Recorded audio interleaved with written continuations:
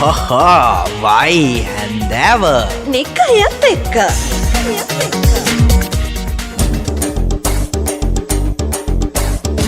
දිල් එක රටවල් වල ඉන්න සංගීතයට බර සංගීතයට ලැදි දේශපාලක්ෂය ගැන අපි විස්තර ගොඩාක් දන්නවා. එක රටවල් නම් මන් දන්නේ නිකයි එක රටක් ගැන නම් දන්නවා ඔවුන් කිව්වා. පහුගිය දවසක ඒ රටවල් ගොන්නට ඇමරිකාවත් ඔන්න දැන් ඇතුළත් වෙලා තියෙනවා. අයියෝ ඇමරිකාවෙත් අවසානය දේශපාලනයේ විනාශය කියන්නකෝ. ඇමරිකාවේ මේරිලන්ඩ් පළාතේ ගවර්න එහෙමත් නැත්නම් ආණ්ඩුකාරවරයා. එක්ස්කියුස් මී නිකයි දැන් මොකටද ආණ්ඩුකාරවරයාට ගවයා කියලා කියන්නේ හරි නෑ නේද? කවුද ගවයා කියලා කිව්වේ? දැන් ඔයා කිව්වේ ගවයා කියලා. ගවයා නෙමෙයි යෝධයෝ ගවර්න. ඒ කියන්නේ ආණ්ඩුකාරවරයා.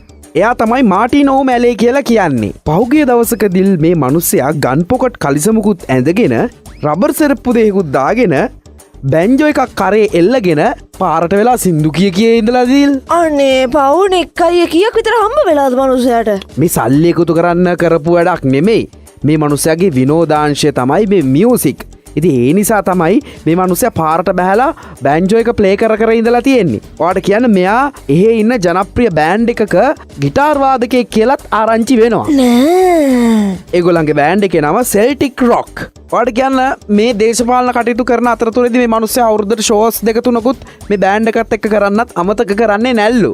ඔන්න බලන්න බොහොම සංවේදී සංගීතයට බර දේශපාලඥයෝ. නිකයි ඔය දේශපාලඥයා කියපු සින්දුව මන් දන්නවනේ පාරට වෙලා. ඉංග්‍රීසි සින්දුවක් වෙන්න ඇති. නෑ ඉංග්‍රීසි නෙමෙයි. සිංහල එකක් නේ කියලා තියෙන්නේ. මොකද්ද? දැන් බැන්ජෝ එකකුත් ගහුවා කිව්වා නේද? ඕ මං කියන්න දේ සින්දුව. කියන බලන්න. ඉස්සර කාලේ පටන් අපේ අය හොඳට ඡන්දෙත් දමන් නැටු හැටි මතකයි තාම හොරෙන් දමාලා ඡන්දෙත් බෙන්ච් රබන් මතකයි මට මතකයි ඕන්නේ මතකයිද? ඕන්නේ හරි